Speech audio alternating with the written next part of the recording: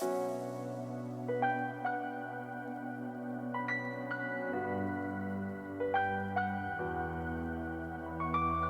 is one of those situations where, like, when I coach people for carry, I would say, you tell your enchantress to fuck off politely. Yeah. Like, you play this lane alone. He's just sitting up here soaking experience. You're losing, and at this point, it's so obvious that you're in like the losing lane.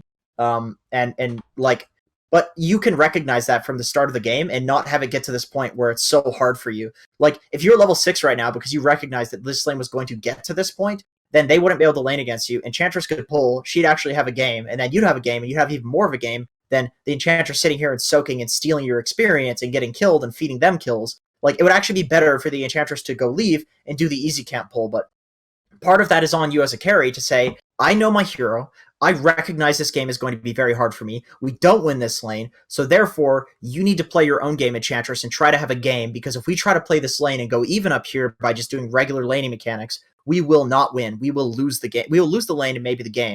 So you can just say, like, okay, you can either leave and go do your own thing, or you can pull because that will help me, but try not to soak experience because we're not winning this lane anyway. So you want to try to pressure the enemy team by doing that, where it's like, okay, you're going to get CS in this lane, enemies, but we're going to constantly be pulling. We're going to be getting more experience on a Sark. Let's see how you deal with that, because it's very easy for them to just lane against two heroes here because their heroes are just better than yours.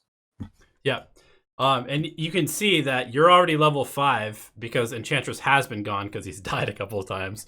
But you can see that you have an experience advantage over this Axe at the very least. Rubik is level 5 as well. But basically, what Jenkins is saying is that at this point, once you realize that it's a super hard lane for yourself as a carry, you would rather just get to level 6 quickly, especially on a hero like Slark, because that opens up the jungle as an opportunity like for you to farm. Your ideal scenario at this point is just to completely leave this lane and go jungle with Shadow Dance regen, and then come back and occasionally pull the creep wave off of the tower so you don't lose the tower in the first like 10 minutes of the game. And to do that, you need to tell the Enchantress, hey, can you go gank bottom? Like, just go help bottom. Let me get solo experience.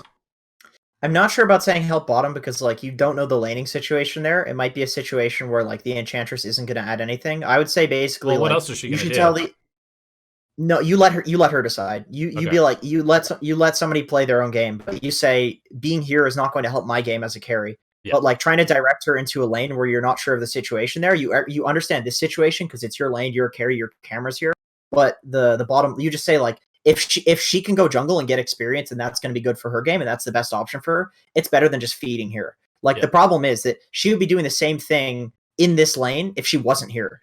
In fact, it would be better because she wouldn't be feeding. So the bottom line is she just needs to be doing whatever is best for her own game. And if she's a good enchant player, she might go bot. If she's a bad enchant player, she might go jungle. But you definitely don't want to like run the risk of sending her somewhere which is not good. This is fine for you, by the way. You're fine with this because you're one. Like, the thing is, when you tell somebody to leave your lane and it's now a 2v1, if you're getting anything, even experience, they're losing. Yep. So that's how you're kind of like tipping the balance, where it's like if it's 2v2 and they're dominating us in CS, we're losing. If it's 2v1 and they're dominating me in CS, who cares? There's two people here, right? That means Enchantress is free to do something else. Alternatively, you could go jungle with like a bunch of regen and using the shrine, and then have like Enchantress or Treant take this lane. That's also an alternative. But like Donnie was saying with Slark, just based on how this hero functions, he usually wants 6 before he jungles. So that's why we're saying Enchant should lead. But if you're like a Terrorblade or Jug, you can jungle earlier. So you could actually just give a support this lane. And that way, it's like it's even less valuable for two people on their team to be being up here. You just want to make it as little value for them to be committing as much as they are to that lane as possible. If the lane is a losing lane, like let them win that lane, but make it not worth their while.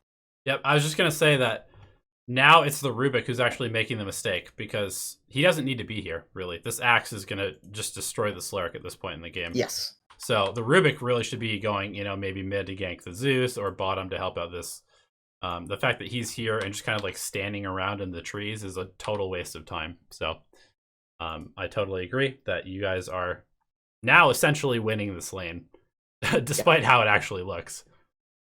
So this is good, but like as you can see here, if this happened earlier, you would have level 6 earlier, and this would not be a potential kill on you. I don't know if they do kill you or not, but even this is bad for you in the fact that it's occurring. But essentially, like, the thing is, these things are happening eventually, but they always do in Dota, and it's still really worth talking about because if it happens sooner, They would have less kills on enchant. You'd be 6 earlier. You might even be fucking killing them in Slain if you were like level 8 at this point because they just let you solo here. Yep. Like there's a lot of better things that could be happening from it happening quicker. I like that you TP to Shrine here, Shrine up, maybe go defend the tower or whatever. Yep. This is very similar to the last replay where you probably want the PA to just go jungle ASAP and then sit mag up here and mag farms. So like get a few levels up here. See, in the first few waves, you could be pulling the easy camp and then just getting extra experience, and then that way you can do the whole jungling thing faster. You can see they blocked it. Yeah, this is, I don't know, it definitely feels like this is one of those spots where, I mean, you almost just want to like go spend your time just stacking camps, like do something else. Yeah, anticipating that your PA is going to farm them with Empower like at the 10-minute mark or something like that. You're kind of like in this game, David. You're kind of like the Enchantress in the last game. So once you've empowered her, your job is done. You don't do anything else. See ya. You actually don't do anything else. See ya. Oh, I got you. One hit. So yeah, I would say like this is when you probably want to be pulling and just pushing it into them, or stacking, or doing literally anything else. Giving the PA solo experience, because guess what? Like if you give the PA solo experience, it means when she's high enough level to go jungle, you can get solo experience here. So it's actually benefiting you if you're giving your PA solo experience here as a support.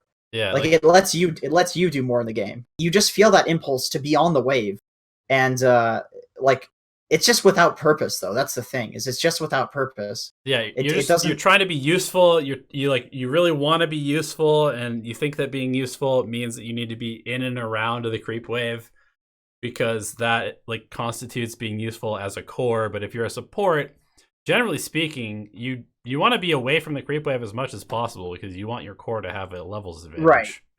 Right, exactly. It's like the only reason supports are around the creep wave is because they're trying to get their core. Like it's required for the core to be there. But if it's not required for the core to be there, then being there is just like a detriment. That's all. Yeah. The reason the support is in a lane is to make the core's game good. It's not to make their game good, unless their game being good makes it so the core's game is good. But in general, there's a way to have a good game while not being in the lane in a situation like this. It's not like you leaving the lane is going to fuck you over as well. You'll get something out of just like farming jungle, or you can soak the stacks later, or when the PA goes and takes the stacks, you can be the one that's sitting in the lane getting that experience. And that's just not going to occur if you're sitting and soaking in the lane. So it's like it's to your benefit as well. That's the thing that always, when I was in the off lane and I would like supports would soak my experience when I'm cutting the wave, I would just be like, dog, you realize this is negatively benefiting you as well, because I get to a timing later, and then therefore you can't take the lane. Like you can't get the benefit of me having an earlier timing. Like that's Dota. It's just this balance of like taking and giving space. If you give a core space in the early game, eventually they'll give it back to you. So you don't want to take space unless it's necessary to give them something in the lane. Thank you for saying that, because I think that's one of the biggest misunderstandings that people have like about playing support, is that they feel like they have to get their levels and experience and gold in the laning stage also. They don't. You can be level 3 at 10 minutes and then take a good fight because your cores are over leveled, and you come out of the fight with like 3 more levels and a huge amount of gold, and suddenly you're able to like finish an item that you wouldn't have otherwise. But if you're just sitting there, they're just going to come back to the lane. They're going to keep coming back to the lane over and over and over and over because they don't feel like they've gotten enough farm yet to be self-sufficient or go gank or go fight with the rest of their team.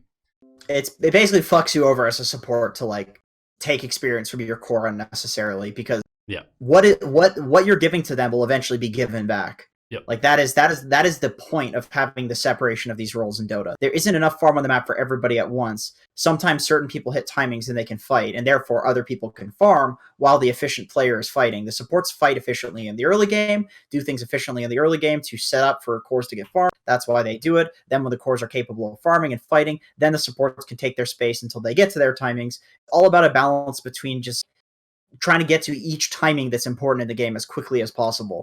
Like, you probably have a Blink Dagger earlier in this game if you didn't lane here, which doesn't make much sense intuitively, but when you think about it in terms of, like, the PA would fuck off earlier, then you free farm earlier, yeah, you would have a way earlier Blink. In fact, that's what a lot of people do with 5 Magnus in specific to this hero, is that almost always the Magnus will take the lane. And so getting the PA to that point as early as possible benefits you very directly. It's literally a greedy thing. Like, if you can get the PA in fighting shape early, then you get to farm.